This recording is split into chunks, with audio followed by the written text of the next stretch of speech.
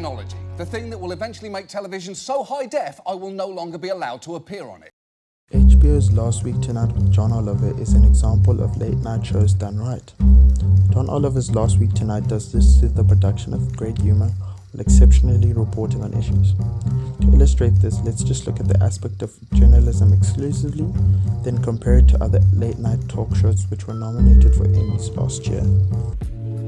Firstly, journalism is defined as the activity of gathering, assessing, creating, and presenting news information.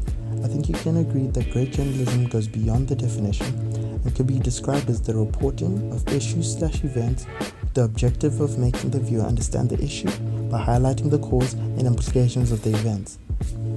Let's examine the exceptional reporting on Last Week Tonight using the immigration courts episode. John Oliver firstly begins by highlighting the issue and its importance.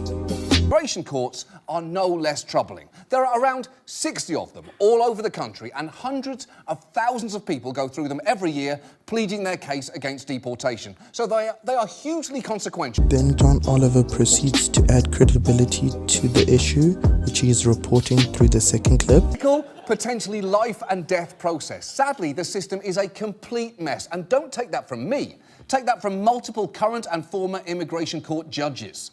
I think most people would be incredulous at what really happens in immigration court and what sometimes passes for due process. In this case, he proceeds to provide a brief history of the situation by highlighting the causes of it. Surge in immigration from Central America, ramped up immigration enforcement, and a glacial rate of hiring judges have combined to create a truly massive backlog of cases. In the last clip, John Oliver proceeds to speak about the implications of the failing immigration courts. More than 617,000 immigration cases are now backlogged. That number has more than doubled since 2009. It's as if they have forgotten us, says Andres, one of the Guatemalan immigrants waiting for his hearing in San Francisco, where the average wait time is 3 years. In Miami, the wait is about 1.5 years, and it's much worse in cities like San Antonio, Atlanta, and Chicago. That's true. The estimated wait time in Chicago is 5 years. And if you are stuck in that line, that's not good for your case, because evidence for your claim can become stale and witnesses who could help you can disappear or die. The 4 clips just shown illustrate good journalism. So good that you could write a concise article in immigration courts using the 4 clips provided.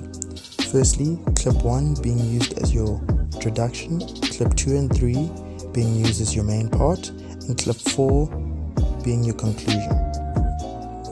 The clips I used are taken from the first 5 minutes of the episode, meaning you get an in-depth understanding of the issue in under 5 minutes. But the show goes on to speak about the issue for another 14 minutes.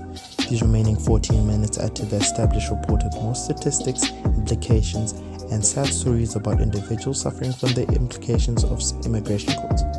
This total of 20 minutes covering one issue results in you, the viewer, by the end of the show being left with a great amount of knowledge, comprehension, and empathy towards the issue, which is an example of exceptional reporting, as the viewer is not only left knowledgeable, but feels and understands the emotional implications of the story.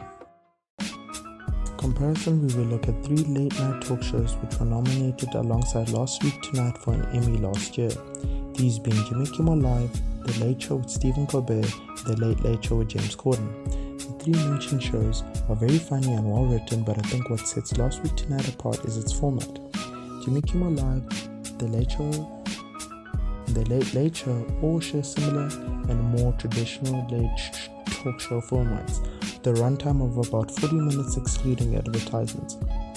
This traditional format, which contains a small intro, celebrity guests, and a musical performance, don't leave sufficient time to really focus in on recent events. This is where Last Week Tonight thrives with its shorter runtime of about 30 minutes and its choice to focus in on an issue, which is what I think promotes its exceptional writing, resulting in great reporting and exceptional journalism, and ultimately Emmy-winning journalism.